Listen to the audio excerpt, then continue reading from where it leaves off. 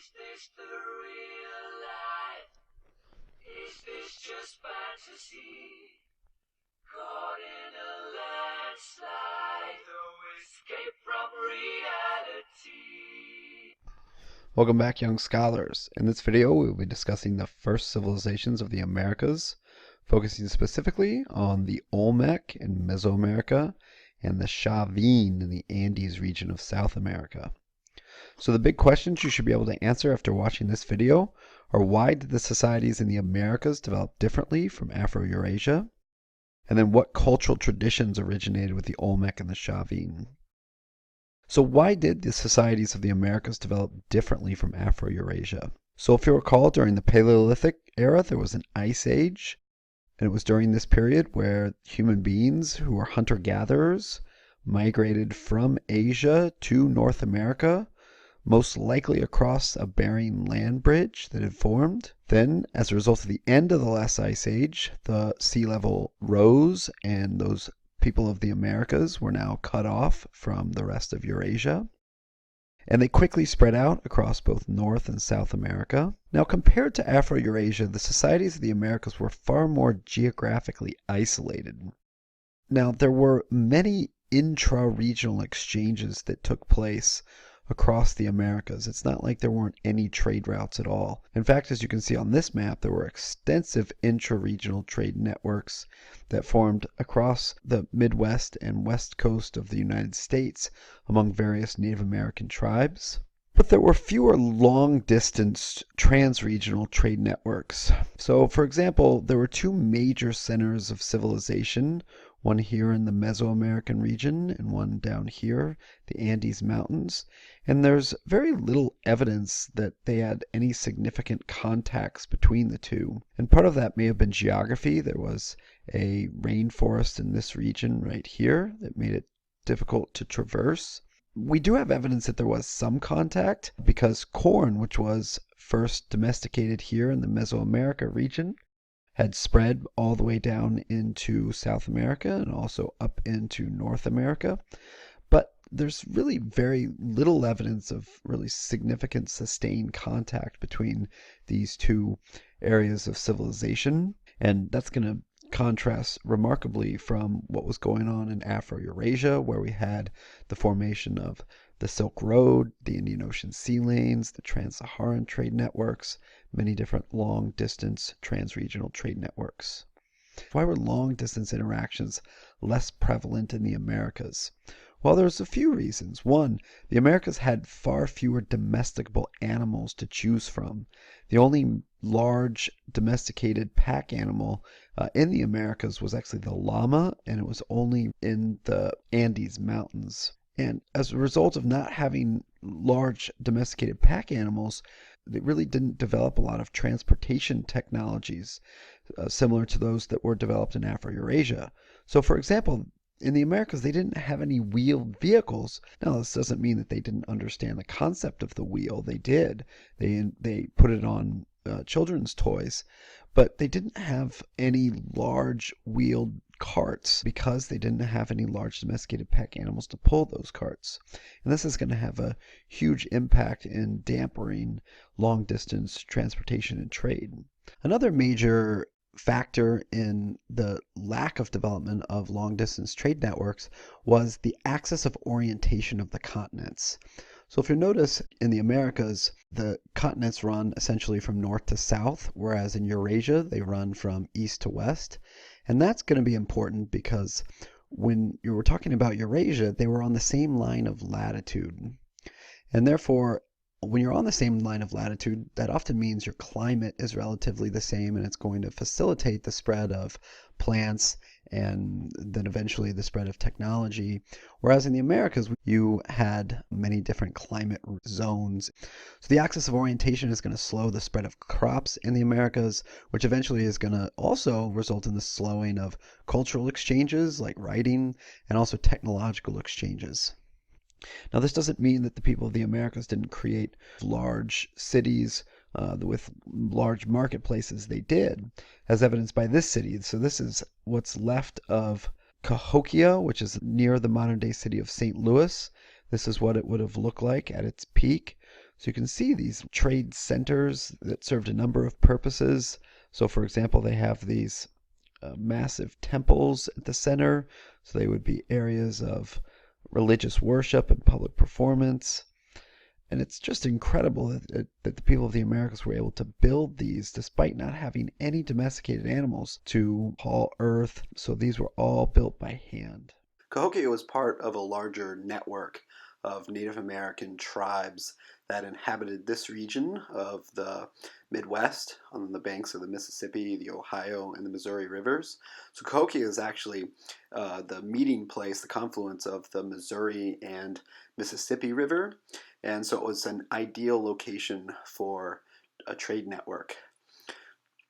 Now, the Mississippians were great mound builders, and here's one of their excellent examples. This is called Serpent Mound. It's in the state of Ohio.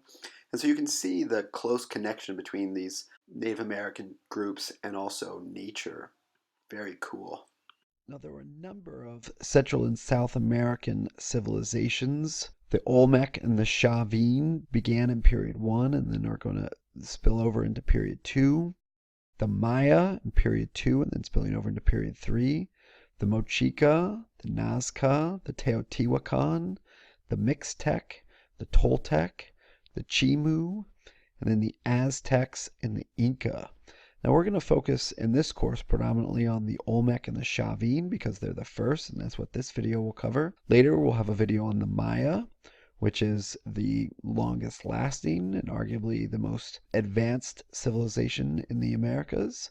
And then finally we'll study the Aztec and the Inca. And they are important predominantly because they were around at the time of contact by Europeans. So Spanish explorers and conquistadors are going to conquer the Aztec and the Inca, and they're going to leave behind a number of written records describing these empires. Now, what are the cultural traditions that originated with the Olmec and the Chavin? The Olmecs were a civilization that developed many of the lasting cultural traditions of the Mesoamerican region. So this is referred sometimes to a mother culture.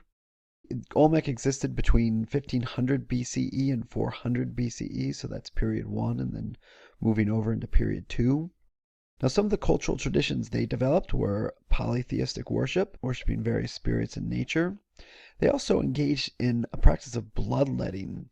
So they oftentimes would pierce themselves and letting blood as a way of appeasing the gods because they believed that blood was a life force necessary to give to the gods in order for the gods to regenerate the world. And this ultimately would evolve into many of the rituals of human sacrifice that were performed by the Maya and later the Aztec. Now, another cultural tradition developed by the Olmecs was the Mesoamerican ball game. As you can see, the players were not allowed to use their hands, only their hips. And they used a rubber ball. And so the Olmec the word Olmec is actually a word meaning rubber people. So the Mesoamerican ball game would also later be played by the Maya and the Aztecs. They also developed a calendar system, an advanced system of mathematics, and they understood and used the concept of zero. So later we'll talk about Maya math, which first originated with the Olmecs. And this is actually a calendar, which is something the Maya also paid particular attention to. The Olmec are also the people who are responsible for taking this wild grass teosinte and transforming it into our modern day corn with all the various varieties. So they were incredibly knowledgeable about plant genetics. The Olmec also developed a written language system, although it wasn't very extensive and it's still undeciphered. Now, one of the most intriguing things that the Olmecs built were these huge, large stone heads.